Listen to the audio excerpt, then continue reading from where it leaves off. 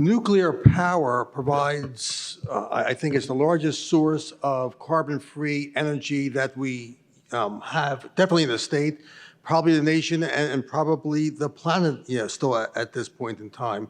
Yet, at least to my mind, it is being neglected largely as a potential source of solving our clean energy needs and our energy future. Here to speak about it today, nuclear power and its future, is Rick Thigpen. Rick was named Senior Vice President, Corporate Citizenship in July 2018 for PSE&G, if I forgot to mention that. He is also Chairman of the PSE&G Foundation. Rick is responsible for areas of the business that drive public policy through advocacy, including federal, state, and local government affairs, sustainability, charitable activities, and corporate social responsibilities. Rick is a member of PSE&G's Executive Officer Group. He holds a Doctorate of Law from Columbia University School of Law and a Bachelor's of Arts in Political Science from Brown University. I'm pleased to have Rick Thigpen here today. Thank you, Rick. It's really a pleasure to be here. This is obviously a great conference. I want to thank BIA for this conversation. I want to share some thoughts about where public service is coming from in terms of navigating this transformation to a cleaner energy future, as well as dealing with some of the political realities that come with it, including demographic change, everyone, and affordability, two very important issues, and I don't want to leave either one off the table. So having said that, I'm going to start with talking about climate change. And the impacts of climate change certainly are right in front of us, and not everybody seems to be willing to accept them. But we've seen the raging wildfires in the West, we've seen the heat waves in the Pacific Northwest, and we all recently lived through Hurricane Ida. And the hurricanes and the flash flooding is something that none of us will ever forget in our state. So the question really should be no longer whether or not we should address climate change, but how are we going to do it? And what are we going to do about the carbon emissions that have disrupted global climate patterns? And of course, how rapidly do we need to act? And what is the cost of inaction? So public service has recognized, and I'm sorry, before I go forward, any public service customers here? Oh, come on. There we go. All right. I was going to say, I know we have a few in here. And did anybody have the same as I did, have their grandmother say, turn out the lights? Would he own stock in public service? Anybody else hear that? Okay, just curious. Public service has recognized for decades that climate change is a real phenomenon that impacts our planet. And this summer's report from the Intergovernmental Panel on Climate Change really has settled once and for all that human influence is helping to warm our globe. And this IPCC report also makes very clear some of the steps we need to do to limit the global warming to 1.5 degrees Celsius to avoid some of the worst consequences of climate change. The takeaway from this message is really unequivocal. The warming will continue until we decarbonize the world economy, and our choice is clear. Decarbonize or face the consequences. And Ida gave us a little taste, as well as Superstorm Sandy, what those consequences are. And you know, the consequences to face are not small in any regard, right? So far this year, 538 people have died from America's climate disasters, more than twice the number of deaths from 2020. Total property losses due to infrastructure damage are up over $100 billion so far, and Hurricane Ida is apparently the most expensive among them, over $60 billion. And in response to this and other stimulus, the Biden administration is calling for the decarbonization of the power sector by 2035. And clearly, the effects of climate change are also likely to contribute to an increase in air pollution, leading to respiratory problems, cardiovascular health problems, asthma, and hay fever, et cetera, et cetera. So as a result of this reality and being downwind from fossil fuel generators to our west, New Jersey has an aggressive climate change and clean air policy of its own, focused on the transition to cleaner energy. And that's certainly about pursuing the rapid development of renewables. And we've talked a lot here about offshore wind. I see solar's on the agenda today. Phasing out fossil generation by 2050, I believe, is our current standard. Adapting the electric grid to accommodate these changes with distributed energy resources, electrification of transportation, and retaining existing carbon-free resources in the state. And of course, from our point of view, that first and foremost is nuclear. So thanks to the clear and compelling evidence that climate change is real, what's also changing, which should give us all hope for the future, is that a majority of the public in our state now supports the transition to a clean energy future. But none of us should think that the politics will end there. And making this transition with an eye to equity is something that we have to all keep in mind, and what are the policy changes that have to be considered as we try to make this transition more equitable than many people believe the past has been. And as some people say, necessity is the mother of invention. And I want you to know that a new public service is being born. What you may not have realized is that public service has, over the past decade, been transitioning our business to face the climate realities and deal with the realities of climate change. We have a vision at public service, we call it Powering Progress, to help our customers use less energy. Hear that?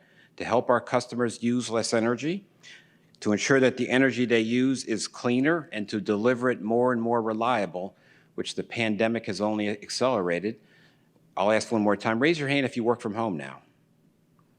So that number is growing. You know, commercial reliability standards are the highest standards, and we've previously focused on downtown commercial districts for the highest standards of reliability. But increasingly in the future, commercial reliability is going to include residential reliability. So that's another part of the upgrade that's going to be necessary in order to just simply deal with the changes that are happening in our society. We realize as a clean energy infrastructure company, and I want you all to remember public service as a clean energy infrastructure company. It is also our responsibility to help lead the charge in New Jersey by helping to make a necessity of fighting climate change a virtue by creating jobs and by supporting workforce development initiatives, paying attention to equity as we create new opportunities to meet the needs of the future, as we help to modernize our energy infrastructure to meet the needs of all of our residents and businesses, both for today and tomorrow. We want you to see our company as a company helping to shape a brighter future in New Jersey by being committed to sustainability and by doing it equitably. Over the summer, Public Service announced its new climate vision for net zero emissions by 2030. The new PSEG climate vision is one of the first and most aggressive net zero 2030 visions set by any large utility in the country. And there are three basic goals: zero carbon from generation, net zero carbon from utility operations, and a commitment to advocate for policies consistent with economy-wide decarbonization. So the public service of tomorrow will not be the public service our grandparents used to talk about. And just last week, we joined the UN's Race to Zero campaign, a global compact intended to build momentum around the shift to decarbonized economy ahead of COP26, the working group established to implement the Paris Climate Accords. The intent is to send governments around the world and here at home a resounding signal that businesses, cities, regions, and governments and investors are united in meeting the Paris goals and creating a more resilient and inclusive economy for the future. As a clean energy-focused infrastructure company, our commitment falls into two distinct buckets. First, to decarbonize the energy sector and the economy to help address the root causes of climate change, and to modernize our energy infrastructure to help our state, our customers, and our communities to be more resilient against the impacts of climate change that are already here. And here's some of what we're doing to accomplish these goals. When it comes to generating electricity, we've taken a number of steps. We are exiting from the fossil fuel generation business, including the retirement or sale of our coal power plants and all of our remaining gas generation assets.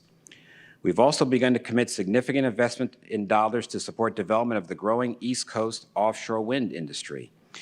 We have an exciting new role as a partner to the Danish offshore wind giant Ørsted's 1,100 megawatt Ocean Wind 1 project off the coast of Ocean City, New Jersey's first offshore wind project.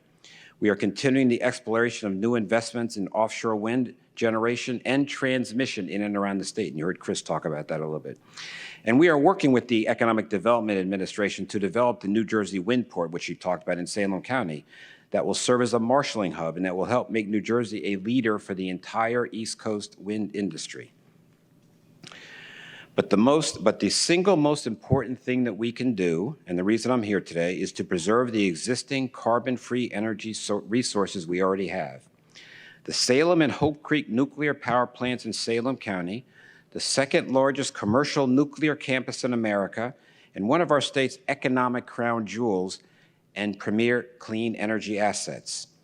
Nationwide today, existing nuclear fleets already play a significant role in our present-day energy portfolio, providing 20% of our nation's electricity, but about 50% of our carbon-free electricity, and that is critical to addressing climate change, obviously. In New Jersey, Salem and Hope Creek provide about 36 to 37% of the state's electricity, so all of you use some of our product, no matter where you live in the state of New Jersey, and about 90% of the carbon-free power that's currently generated in New Jersey.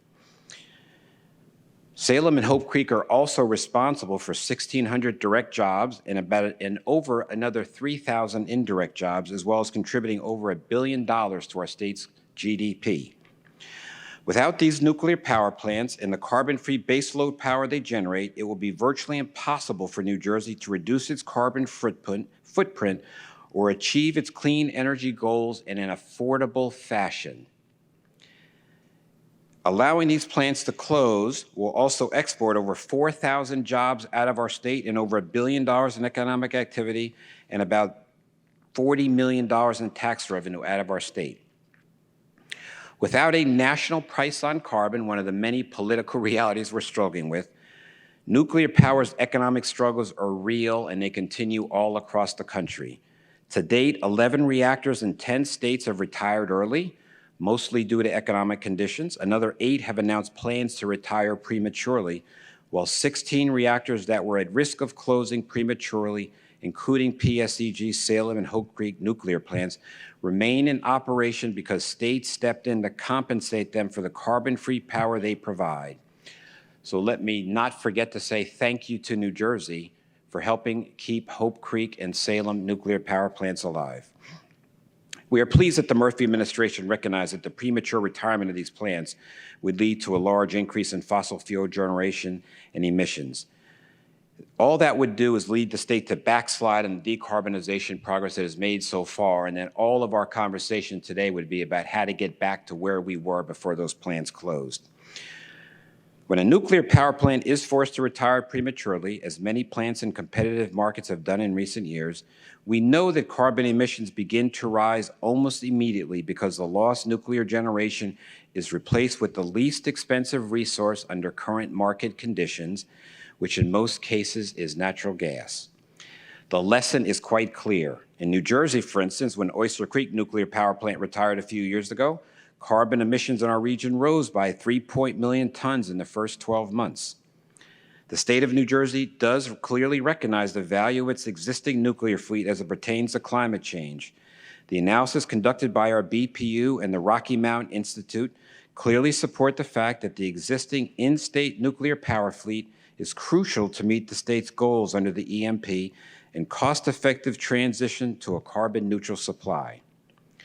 New Jersey's lawmakers and our regulators have already provided significant help in the form of zero-emission certificates, or ZECs. Some of you might have heard something about that, both in 2018 and again just this year. But even that may not be enough to ensure the long-term viability of our nuclear plants, considering what's going on in our country. Earlier this year, congressional lawmakers in the House of Representatives have approved language. It's called a nuclear production tax credit, sponsored by Congressman Bill Pascrell from Paterson, and in the Senate, co-sponsored by Senator Booker, that would provide a federal lifeline for the nation's merchant nuclear power plants, of which we have 3 in our state, shoring up nuclear power for the long term and finally providing national support for what is truly a national energy resource. The fate of this provision is tied up in the reconciliation package that is currently being negotiated between the House and the Congress. Those politics are beyond our control, but it's worth watching. That reconciliation package has something in it for New Jersey, and people should not forget that. And special thanks to Congressman Pascrell, as well as to Senator Booker. It's imperative that nuclear power plants do receive federal support for their carbon-free attributes, because the absence of a price of carbon is a federally created reality. The problems we experience in New Jersey are created by the federal government, and it'd be appropriate for the federal government to step in and play its role to solve this problem. So having said that, from the world of public service, that is not all. For more than a century, PSEG has played a major role in the design, development, construction, and caretaking of New Jersey's energy infrastructure.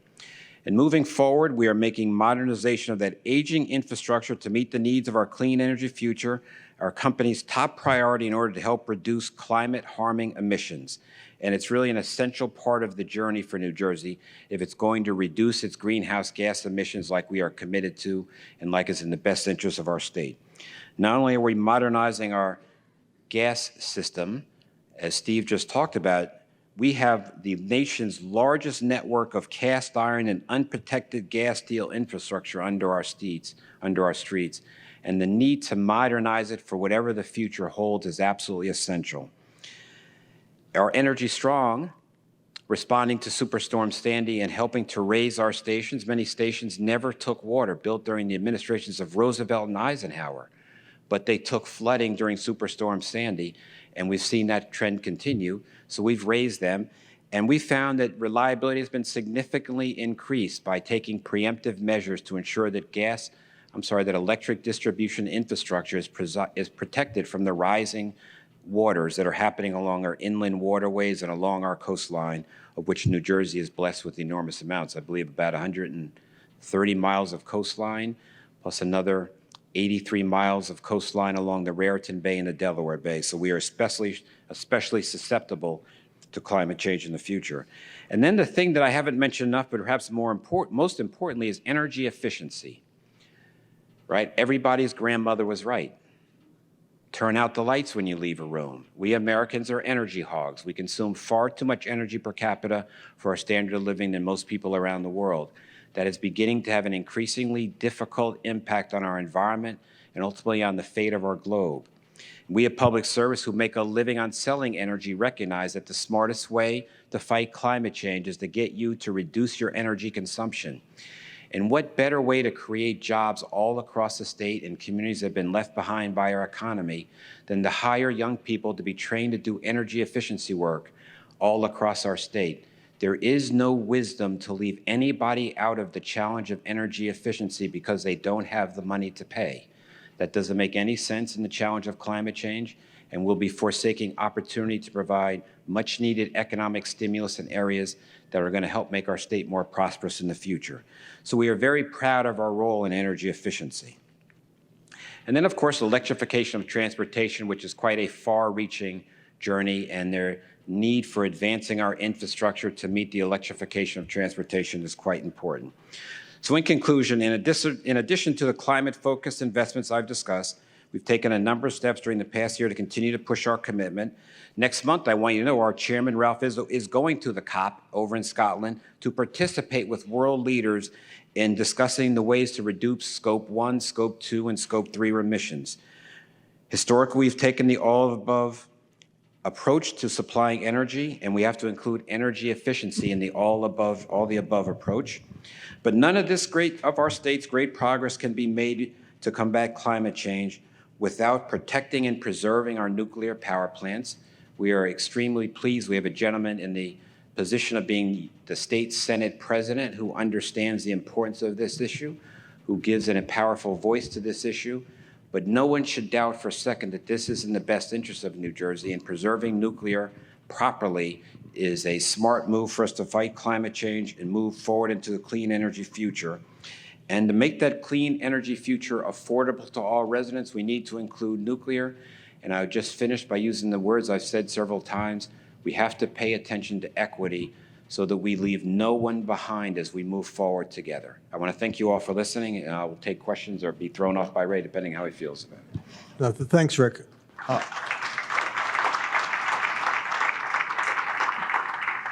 I forgot to mention in my introduction of Rick that he is a member of our Board of Trustees. Right. So having said that, let me throw you out. This is my BIA book, I want you to know. Let me throw out a softball question. Please.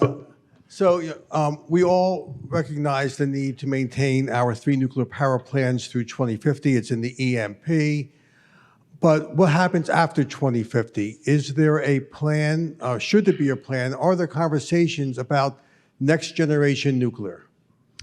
Well, so the truth is nuclear politics are quite challenging, and there is conversation about next generation nuclear. Many people continue to be afraid of some of the elements of nuclear operations. We feel very proud for New Jersey. We have a long record of safety, but some continue to be concerned about nuclear waste. The word that I want to add to that is innovation, and the world of innovation is bringing new technologies to the table. They're talking about smaller modular nuclear reactors and improving the technology. I believe that nuclear has a place in that future, but I believe that as we're exploring offshore wind and solar and hopefully reducing our energy consumption, that we're going to continue to find innovative ways to meet that and have an all-and-above approach with a new all of the above that doesn't include fossil fuels. And I just want to mention the last thing is, about 80% of our energy consumption is fossil fuels, everybody. This is a big deal, this transition. We got a lot of work to do, and that's one of the reasons why accepting nuclear as a necessity to stay around is one of the important challenges, because we have a journey to get there. And I'll just mention, I just read the other day that France is now beginning to look toward building new nuclear power plants, as is England. Yep. Any questions from the audience? I think Steve Boyle wants to lead a trip to France to check out the nuclear power plants. So Rick, You're in favor of that? Good. I thank you for being here Thank you today. very much. Thank you very much.